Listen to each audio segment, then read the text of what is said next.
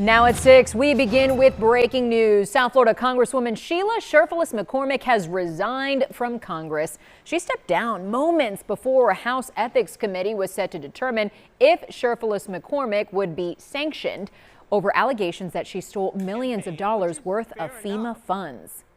Good evening. I'm Lauren Pastrana. Thank you for joining us. Tonight, her resignation is causing a stir from South Florida up to Washington, D.C.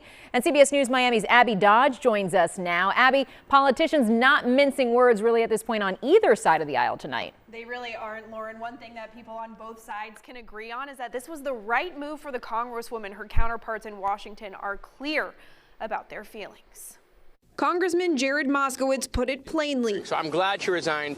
I think she made the right decision. But, had she not done that, I think she would have been expelled tomorrow morning. In a statement, the Florida Democratic Party said corruption has no place in Congress and pushed for the resignation of Republican Corey Mills.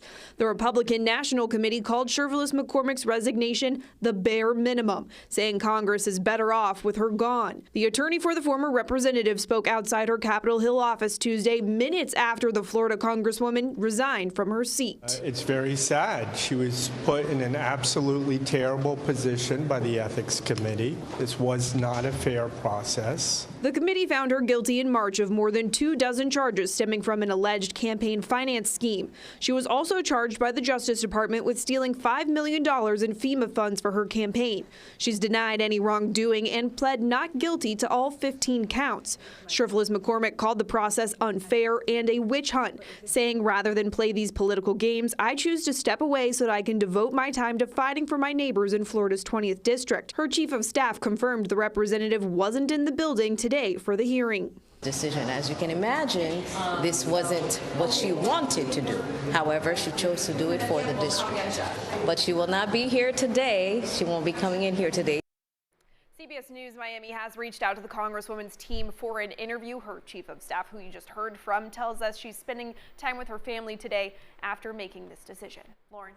All right, Abby Dodge live for us here in the studio. Thank you. And Cherfilus-McCormick says that even though she has resigned from Congress, she still plans to stay in the race to be reelected to her congressional seat. And our team coverage continues tonight with CBS News Miami's Jim DeFede. So, Jim, how do you think voters are going to react to her resigning, only to then rerun for the same position in just a matter of months?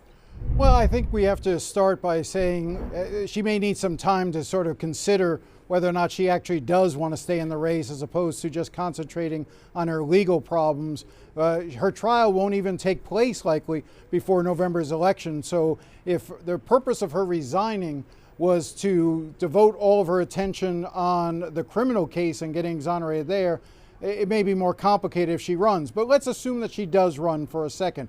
Look, that district has an interesting legacy. If you remember, her predecessor was Alcee Hastings, and he had been impeached by the House and removed by the Senate when he was a federal judge. And his response to being removed by the Senate is, after his trial, announcing his candidacy for Congress on the steps of the Capitol and eventually winning a seat to the U.S. House of Representatives. So if she could appeal to voters by saying she was a victim, and that there was some element of either racism or some form of bigotry in this, she could rally some support to her side. But I just checked her campaign finance records, and she only has about $11,000 cash on hand. So she doesn't go into this election with a very strong position. All right, Jim, also in that district, though, there are plans possibly to redistrict that specific district. We don't know what this district is even going to look like come election time. How do you think that might play a role?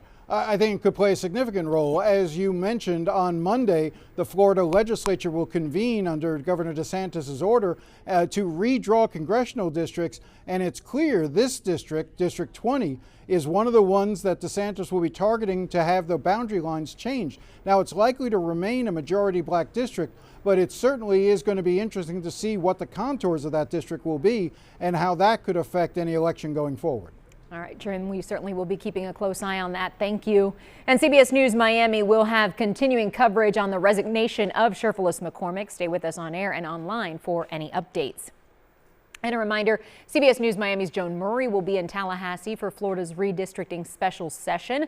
Look for her live coverage starting next Tuesday on air, online, and on the CBS Miami stream.